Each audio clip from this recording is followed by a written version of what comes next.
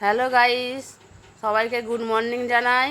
সকাল সকাল উঠে আমি এই যে সকালবেলায় হাতে ঝাঁটা নিয়ে নিয়েছি, ঘর ঝাঁট দিয়ে নেবো। হ্যাঁ, সকালবেলায় মেয়েদের কাজ ঝাঁট দেওয়া, ঘর মোছা, যেমন রোজের কাজ। ঝাঁট দেওয়া হয়ে গেছে, ঝাঁট দিয়ে আবার এসে গেছি ঘর মুছতে। এই যে আমি লাঠি করে কিন্তু ঘর মুছি না, আমি হাতে করে এইভাবে ঘর মুছি, কেন লাঠি করে ঘর মুছলে ভালো মোছা হয় না।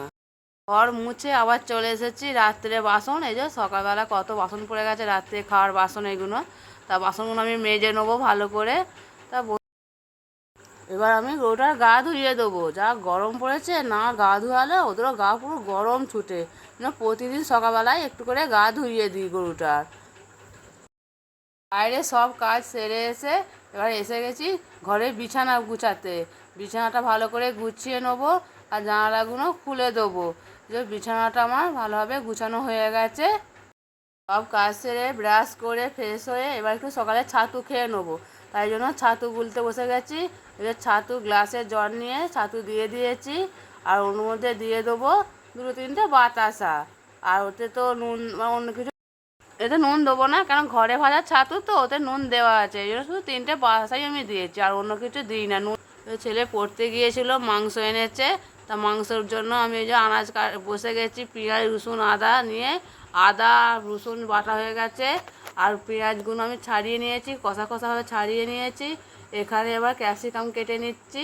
সব কিছুই মাংসের জন্য জোগাড় হয়ে গেছে, কাটাকুটিগুলো। তারপরে এবার আরও এদিকে বাকি আছে মাংসটা। এই যে আদা বাটা, রসুন বাটা, পেঁয়াজ কুচা, ক্যাপসিকাম, আদা রসুন পেঁয়াজ হলুদ লঙ্কা সবই আমি এখানে জোগাড় করে নিয়েছি। এবার মাংসের মধ্যে পরপর আমি সব কিছু দিয়ে দেবো। প্রথমে দিয়ে দিলাম পেঁয়াজ কুচানো, আর তারপর দিলাম রসুন, তারপর দিলাম আদা, তারপর এবার আমি পরপর সব কিছু দিয়ে দেবো। ক্যাপসিকাম দিয়ে দিলাম।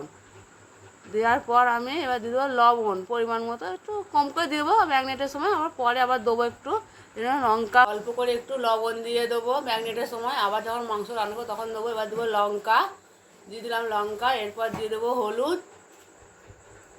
হলুদ দিয়ে দেওয়ার পর আমি এবার দিয়ে দেবো সর্ষের তেল। সর্ষের তেল দেওয়া হয়ে গেল, দিয়ে দিলাম। তারপর দিয়ে দেবো চিলি সস। চিলি সসটা দিয়ে দিলাম। চিলি সস দেওয়ার পর দিয়ে দেবো সয়া সস। এরপর দিয়ে দেবো চিলি সস দেওয়ার পর দিলাম সয়া সস। সয়া সসটা ওর মধ্যে দিয়ে দিলাম। হ্যাঁ, এরপর দিয়ে দেবো দই, টক দই 2 চামচ দেবো, বেশি দেবো না, 2 চামচ দিয়ে একটু দিলাম। দিয়ে এবার আমি সব কিছুটা ভালো করে আমি একসঙ্গে ম্যাগনেট করে নেবো। ওর সাথে ভালো করে মিশিয়ে ম্যাগনেট করে নেবো। ভালো করে মেখে নিচ্ছি। সব কিছু দেওয়া হয়ে গেছে ওতে। দেওয়ার পর আমি ভালো করে একদম সব মাংসগুলো মশলাগুলো ভালো করে একসঙ্গে মিক্সড করে ভালো করে মেখে নিচ্ছি। অনেকক্ষণ ধরে বন্ধুরা এটা ভালো করে মেখে নিলে ভালোটা মাংসটা ভালো রান্না হয় বা ভালো স্বাদ আসে। এই ম্যাগনেট করা হয়ে গেছে বন্ধুরা। ম্যাগনেট করার পর আমি এটা 1-1.5 ঘন্টা ভালো করে ঢাকা দিয়ে রেখে দেবো। চলো বন্ধুরা, আমি ঢাকা দিয়ে আবার রেখে দিই। মাংস ঢাকা দিয়ে রাখার পর আমি এখানে আবার মুড়ি খাওয়ার জোগাড় করতে লেগে গেছি। এই যে আলু সেদ্ধ, শসা আর লঙ্কা পেঁয়াজ, আর যা অন্য কিছু করি না। আলু সেদ্ধই করেছি মুড়ি খাওয়ার জন্য। আলু শসা লঙ্কা পেঁয়াজ এইসব দিয়ে আজ মুড়ি খাওয়া হবে। চলো বন্ধুরা, মুড়ি খাইয়ে নিই আমি।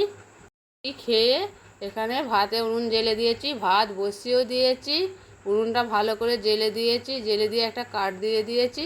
দিয়ে এখানে ভাত হচ্ছে। ভাত হতে হতে আমি ভাত হতে হতে আবার এদিকে রান্নার জোগাড় করে নেবো।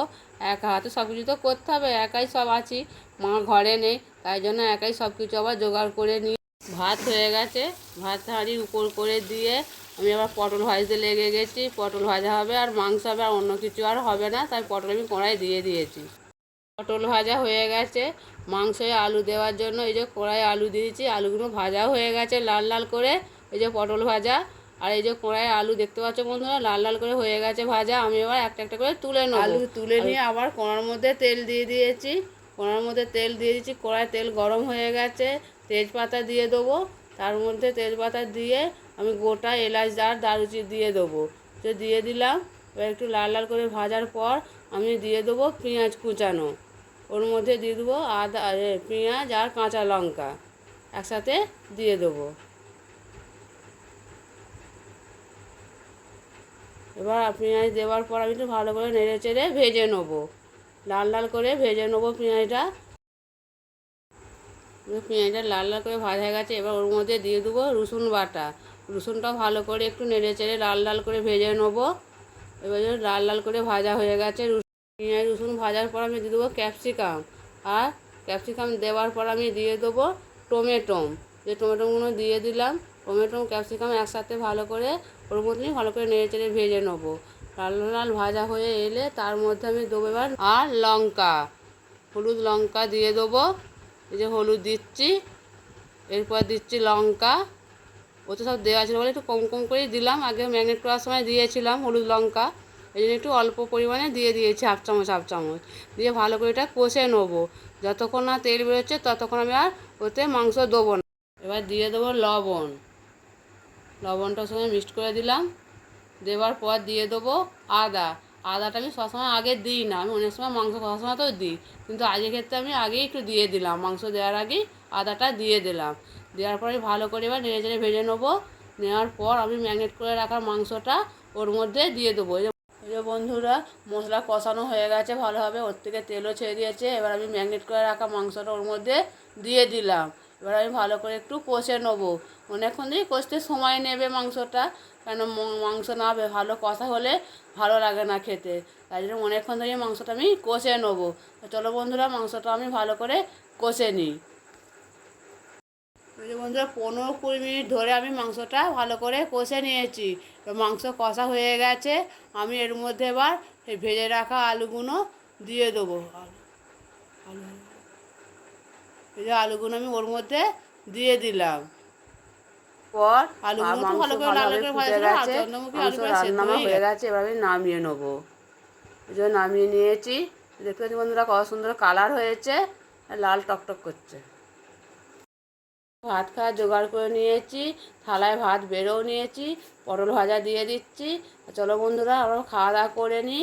সবাই ভালো থাকবে, সুস্থ থাকবে, টাটা বাই বাই। আমি ভিডিওটি এখানেই শেষ করলাম।